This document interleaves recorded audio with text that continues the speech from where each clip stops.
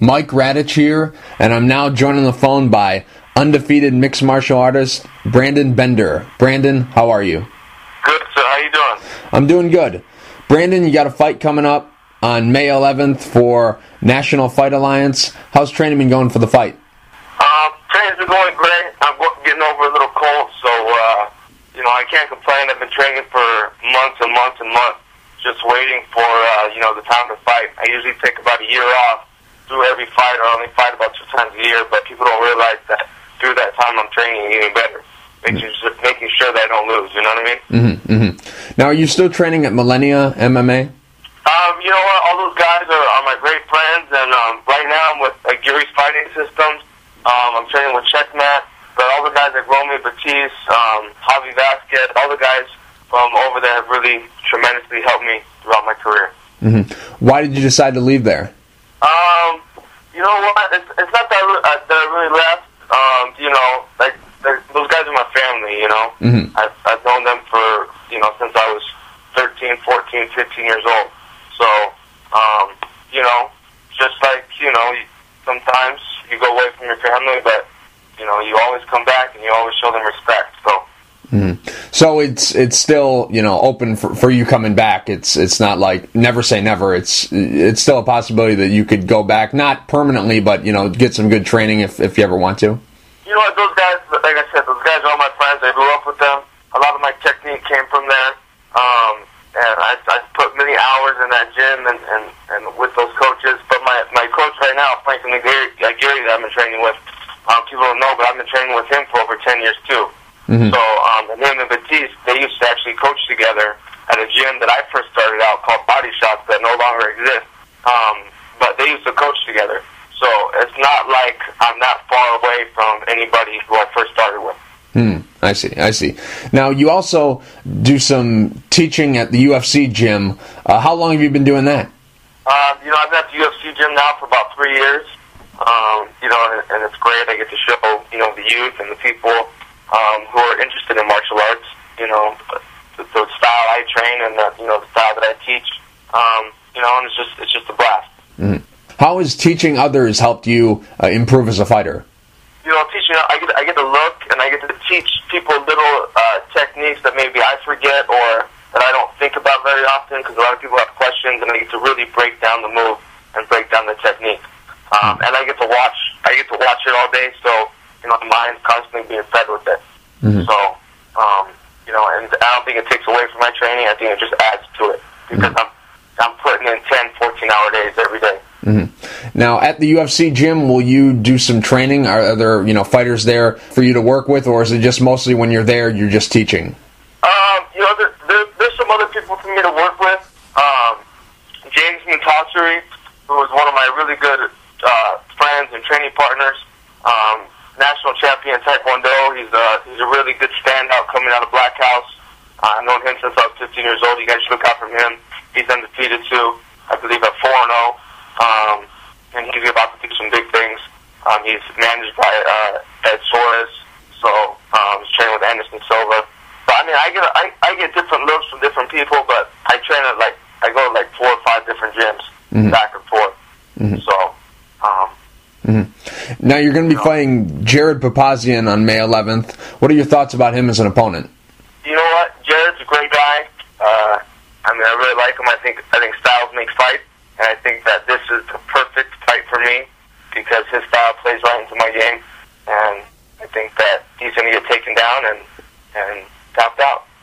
I agree. I couldn't agree more. I think, it's a great matchup for you. When I heard about it, I was, this is a great fight for you because, he likes to turn fights into a brawl. And when guys, on the feet brawl against you, you like to strike from a distance and pick them apart. And, his weakness throughout his career has been his submission defense. So I think this is just a perfect fight for you. Yeah, and I couldn't agree more. And I think that this fight, I have some other things coming up that I really can't talk about. But I was hoping that this would propel me to get into the UFC because I've been waiting for about 5 or 6 years to get in and being told I can get in the UFC for the past 5 or 6 years. So I was hoping that this fight would propel me to there. It's looking like I might make some decisions that might deter that for a little bit. But big things are coming, and hopefully if I keep winning, you guys are going to see me more often, the general public. How long have you been preparing specifically for this fight? Because it seems like, for a while there, he didn't have an opponent. He was, sending out feelers on Twitter and Facebook asking people, if anyone wanted this fight. It seemed like, this fight came together pretty quickly. How long have you been preparing specifically to fight him? You know what? I've only heard about the fight for the past 3 weeks now. So, I think I got the notice maybe, probably about 2-3 weeks ago. So, but I mean, it's not anything that I've been getting ready for. It doesn't matter what opponent I go against because I get ready for all scenarios. Sure. So fighting Jared Papazian and fighting someone who's maybe a completely different style is no different to me because I get ready for everything. Everything. How did you get the notice to take this fight? Did you see that thing on Facebook and were like, hey, called your manager and were like, hey, get me this fight? Or did National Fight Alliance, did they come to you? How did it all come together? You know what? I had heard that they came to my manager, and my manager texted me, and I actually didn't reply him back for quite a long time because somehow my phone wasn't working. But then they got a hold of someone from my gym, and they asked me about it, and I said, sure, if he wants to fight. I didn't think that he wanted to fight, just because I talked with him, I hung out with Jared a few times, so I wasn't sure if they were, just asking if I would do it, and then they would ask Jared, but, come to find out, Jared wants to fight me, and, got a hold of my manager, and, it's all said and done from there. I give you a lot of credit for, taking this fight because, a lot of guys who are in the position that you are, undefeated, right there, right on the cusp of being in the UFC, wouldn't have taken a fight against the UFC vet who's trying to, achieve the same goal and get to the UFC. A lot of guys would be, trying to find some can out there to, get their record better. So I give you credit for, stepping up and taking this fight because a lot of guys out there wouldn't. Yeah, I don't think...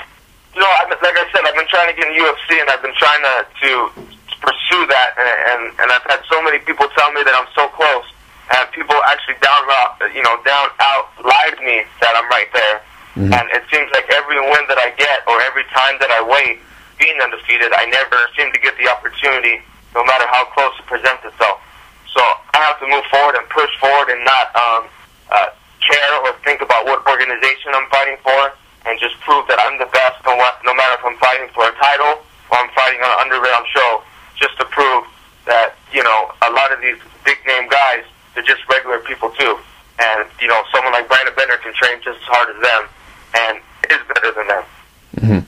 Now, what's your main motivation for taking this fight? Is it, to get you one step closer to the UFC? Is it because you haven't fought in a while and, you need to fight? Is it because you like the styles matchup? What exactly is the reason why this matchup intrigues you? You know what? I like the style matchup. Right when I first heard it, I was a little bit flustered that I didn't make the Ultimate Fighter. I had tryouts a couple weeks ago. So I think that this is good to keep my name out there and to let people know that I'm not going away, So you tried out for the Ultimate Fighter, and they told you right then and there that if you made it or not, that's how they do it? Yeah, you go through a sequence of you get there, they'll check your record, you'll do a rolling session. If you make it past the rolling, if they think you're good enough, then you'll hit miss. If they think you're good enough from hitting this, then you'll do an interview. And after the interview or two, then they'll decide whether or not they want to take you and keep you there for the medicals and keep the process going to get you on the show. And like I said, I've tried out for 3, 4, 5 times already. So obviously that's not working out for me. I need to do something else. Yeah, what exactly is the reason why you didn't get on the show? Because, you got a great record, you're finishing guys, and, you got a good personality. I think you'd be a good addition to that show. Why didn't they decide to put you on? What did they tell you, if you can say? You know what? It's a lot of it was for personal reasons. The first time I didn't make it on, they thought I had an aneurysm in my brain, and I got it checked out, and then I didn't have an aneurysm. And then, it's too late for me to be on the show. But then I had some personal issues, that everyone deals with that is preventing me that obviously that someone over there that dislikes, and, I don't really want to get too much into it, but they don't want me on the show. So, and I was told out they were going to go to bat for me, and it was ultimately, up to, the supposed king of MMA, if he was going to let me on. And obviously they didn't let me on, and I think it's a bunch of junk. And, if they hear me right now, a lot of people on their staff and people on, even on their show, they have the exact same thing I do. And to stop my career at this point, when I was obviously the best candidate there, in everyone's eyes, is an injustice to me. Mm-hmm. Yeah, I'm completely in shock right now, because I thought that with you taking this fight that it means that you didn't try out, because I thought if you did try out, then you would have been a shoo-in for that show. So right now I'm completely in shock. Yeah, I was told I was going to make it. I was told. I mean, they made it seem like I was going to make it. They were going to call me, hey, we like you. I'm on the phone with people, and that's what I'm getting. And it sounds like from the very beginning they just decided like they weren't going to have me on the show, and they invited me to still come out there, which was totally a waste of my time. Mm-hmm. But I got my face out there, and they still don't want me. That's fine, but they're just making me more hungry. Mm-hmm. I don't know what the scenario is, but I'm sure there's a lot of guys out there who want to get into the UFC that have better records than me, that are facing the same type of dilemma. Mm-hmm. Definitely. Now, you haven't fought in a year. What's been the holdup? Why haven't we seen you fight over the last 12 months as you've been out of action? You can learn if you have an undefeated record like I have. You're a black belt. People know you in the industry. You've been training for such a long time under the radar that people just don't want to fight you. Mm-hmm. Mm-hmm. Right. And I almost got a fight with another big organization. But, it was like a 2-week notice. They don't want to pay me very much. I can't get a break at the weight that I want. No one wants to give me the fight that I want to get. They either want me to fight a higher weight class, they give me a week notice, 2-week notice. And I can't tell you how many times that we've been close to a UFC fight on a 2-3-day notice, and I've said yes, and I'm getting ready to go, and it doesn't happen. For me, it's hard to get fights, and at the same time, the fight has to make sense too, because at being 10-0, fighting for $400, $1,000, $2,000 is, the only thing that I'm really getting out of the deal, and I feel that, my pay scale should be a little higher than what I'm getting, especially for who I'm fighting or what organization I'm fighting. Mm-hmm. Now, you were supposed to have a fight at Tachi Palace Fights 14. You were supposed to fight Rolando Velasco. How come that fight didn't take place? I had injured my knee a while back, and it took about 7 to 8 months for the whole thing to heal. So I had fought my knee real bad, and that just comes with the fight game. Mm-hmm. So I didn't feel like the opportunity was enough to risk my knee. I have said yes to other fights as far as UFC fights, even with the knee injury, because if the opportunity were to come, I'm going to take it no matter what. But I didn't feel like at that time, that fight that presented itself was worth me re-injuring myself and permanently damaging my career for a fight like that. Mm-hmm. I see. Now, Brandon, with not fighting for a year, how have you been able to support yourself? Is it just solely through the teaching that you do at the UFC gym, or do you work another job? No, it's solely through the UFC gym. I've done plenty of other odd jobs. I've worked security. I've worked all night. I worked every type of job that you can imagine. But right now, I'm blessed to be working at the UFC gym. They're offering me a great job with great hours. And I'm, able to train how I want to train and still work, pretty much full time. Mm-hmm. Do you still live at home? Because I remember in a previous interview you said that you lived at home, but that was a year ago. Do you still live at home? Oh yeah, I still live with my mom. Mm-hmm. You know what I mean? Mm-hmm. But I plan on buying a house after it's all said and done. So I gotta find a rich, nice young girl to marry me first, or they gotta start paying me more. One of the two. Now, you made the drop to bantamweight. Why exactly did you decide to drop down to that weight class? Is it because, that's your more natural weight class? Is it because, your diet, your body's changing and it became an option available for you? Or do you just feel that, if you go down to that weight class, you'll be a little bit bigger and, have a little bit more of an advantage over some of the fighters down there? What exactly is the reason for going down to bantamweight? You know what?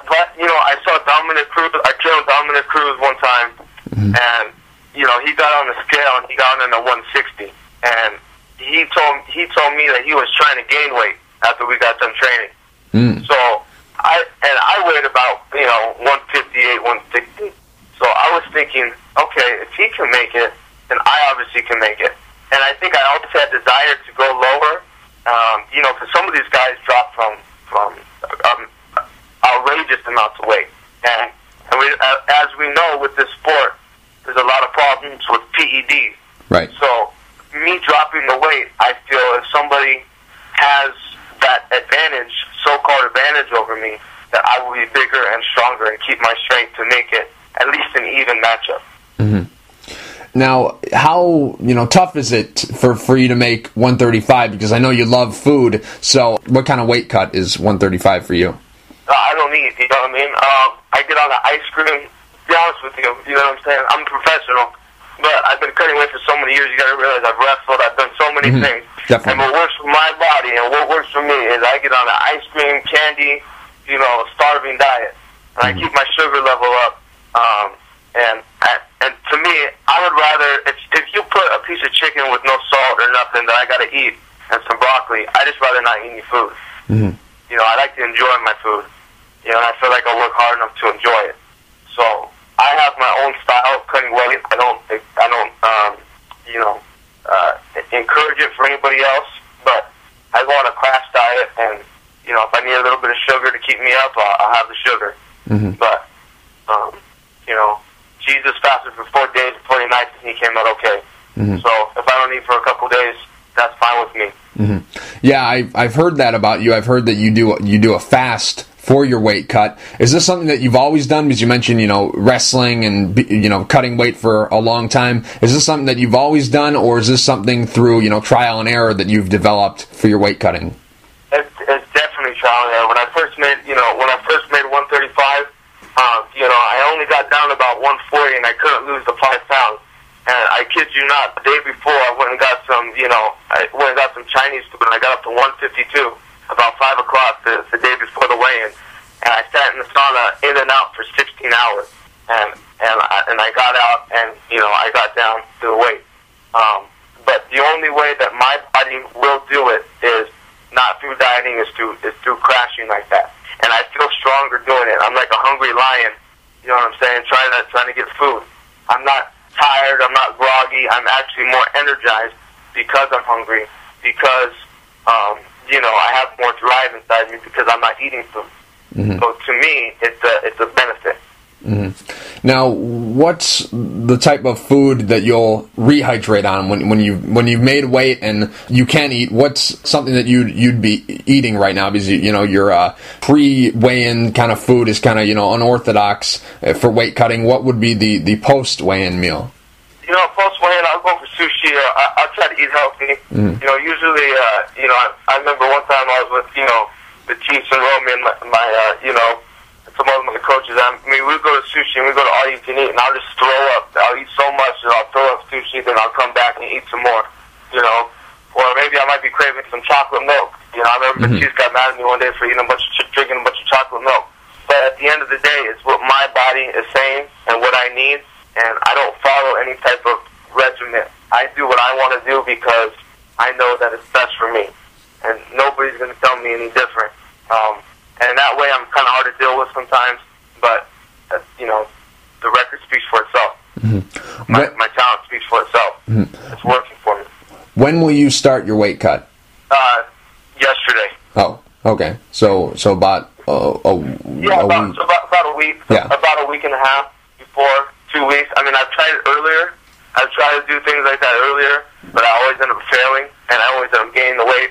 But with really the crash dieting, I started about a week before. I'll probably by the end of the week start walking about 145, probably about Sunday, and then I only have to cut about 5 to 8 pounds that day because they're fighting at a catch weight at 140. And like I said, it's easy money. Josh Clapton, who's in the UFC, showed me a great way of cutting weight, where you use a credit card and you scrape all the weight off you in the sauna. I've been doing that, and it's been working. I see. And now, Brandon, you're 10-0, 9 wins by submission. All 9 of those submission wins are by chokes. Arm triangle choke, guillotine choke, triangle choke, rear naked choke. Just curious, are you, going for chokes? Is that your go-to submission? Are you do you prefer to attack the neck, or is it just a coincidence that all your submission wins just happen to be by chokes? If you ask people who train with me, I love chokes. I love neck cramps. That's one of my fortes. But this is MMA. I'm not going to say a choke is necessarily better than anything else. My style changes throughout the season. One day I might be doing a rear naked choke real good. Another day I might be doing guillotine good. Another day I might be doing a triangle or an armbar. My style changes throughout the season that I go through, and I don't limit myself to one particular style of jiu-jitsu or MMA, for that matter. And I've also noticed that, looking at your record here and, looking at your profile that they got for you up on SureDog, you don't have a nickname. Why no nickname? Everybody called me Brandon Bender, the #1 contender. I think I'm going to roll with that. That's good. Yeah, I don't know how you heard that I left my old gym. How'd you hear about that? I was just, looking around, and you're not on their website, so I just put 2 and 2 together. Maybe you don't train there anymore, and that's how I found out. Yeah. No, but everyone from there, everyone called me Brandon, #1 contender. So that's what plan I'm gonna roll with until get off the tongue, and that's what I'm gonna roll with until something else comes about. Mm-hmm. Why wouldn't you go with like the IE Guido or something like that? Why wouldn't you go with that?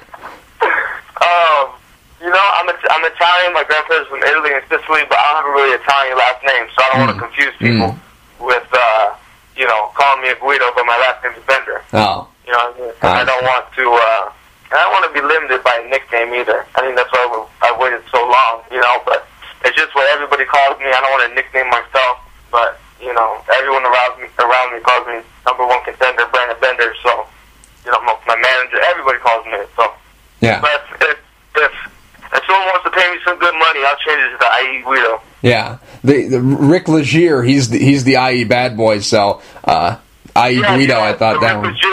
Rick Legier works at UFC Gym, and I used to train with him as well. Yeah. So I was thinking about that. I was like, you know what? I'm going to ask him how about IE Guido, because I noticed that you didn't have a nickname, but #1 contender. That's a pretty good one too. So we'll see. Yeah. I lost my spiky hair, so. Oh, no more blowout? I was going to ask you about that next. No more blowout. Yeah, no more blowout. So I got long hair now, so. The blowout still can be in existence if I did a little trim. Oh, But if someone wants to pay me and categorize me that way, if there's any sponsors out there that's looking for a real fighter, someone who's going to, be real and bring it to the public and bring it to the people with no, performance-enhancing drugs, just real hard work, is Brandon Bender. And however we need to market it, we can market it. But like I said, I'm a product in and of myself, and there's just certain things that people get involved with and that people love, and that I'm not really going to change too much. Mm-hmm. You understand what I'm saying? I see. A lot of people want me to change my style. I can't tell you how many times I've been at the gym and people want me to change my style. But even quoting Batiste Story, one of my trainers, he's told me and said in interviews that I've been doing stuff wrong for so long that I've made it right. Mm-hmm. So that's why there's no blueprint how to beat me. You can't find someone to mimic Brandon Bender. There's nobody out there, when I make it, to mimic me. It's going to be impossible with my style and how I do it. Now, Brandon, you had a fight February of 2012. It was for Superior Cage Combat. That was the day after your birthday, if I'm not correct. I think what they have you down here is February 5th. That's your birthday, correct? Yes, sir. Yeah. So it was on February 6th. Now I gotta imagine, it was a great fight for you. You had to dig deep and, pull out a submission in the third round there. It was a great fight for you. It showed a lot to everyone that first off, that you can, go into the third round because you hadn't been there in forever, your whole career. You never went to a third round. And so it was a great performance for you. Day after your birthday, you're in Vegas, big win, birthday. I got to ask you, how crazy did you get in Vegas? Give us, what you were doing celebrating after that. Was there anything crazy, or am I just, thinking of crazy stuff? You know what? Like I said, I want to be a good influence for the children out there. I think that's what's wrong with MMA and what's wrong with, a lot of these production people in general. And I don't care who's listening, who thinks I'm wrong. The way that they're marketing the sport is completely wrong, because we got to market to these youth. I work with kids. I've made a lot of mistakes in my life, and everyone makes a lot of mistakes. But a lot of these guys who go out and they party, and there's nothing wrong with partying, but to the extent that you do it, and to realize the eyes that were on you. So at all times, whoever's watching me, to the best of my ability, and I fail a lot, but I try to keep a good example for the children, because that's what we need to do to pump not only the sport, but our whole world up. And like I said, I completely disagree with the fighters who, I know plenty of fighters who go out, drink, smoke, do drugs, and do a bunch of stuff, and get crazy after the fight. Have I done those things? Maybe. But am I doing those things now? No, because I've learned better and I've grown, I've matured as a person. And I realize that stuff is only going to lead you down the wrong road. I see. Brandon, on May 11th, how does the fight end? Him losing, me winning, obviously. Well said. Brandon, real quick before I let you go, do you have any sponsors you would like to thank, and is there anything you'd like to say to the fans? I got Fight Me Clothing sponsoring me for the Jared fight. Jason House, my manager. Gears Fighting System. Lucas Leitch, Marcelo Maffa helped me out my jiu-jitsu. Ryan Apolinario, being with me since I was 13, 14, teaching me everything that he knows. To all the fans out there, we need to speak with somebody who's got the money. I don't really want to talk to the fans. I want to speak with someone who has money and who's dealing with the decision making. Because the fighters that you have on, Brandon Bender will be everybody. So whoever you're marketing or whoever you think it is, it's Brandon Bender. So the first person to jump on the Brandon Bender bandwagon is probably going to be the richest person out of anybody else. So I'm probably making the most money out of any other fighter that there is. Because I don't see me losing anytime soon with the work ethic that I have. Brandon, thank you for taking the time to talk. I really appreciate it. Good luck on May 11th at National Fight Alliance against Jared Papazian.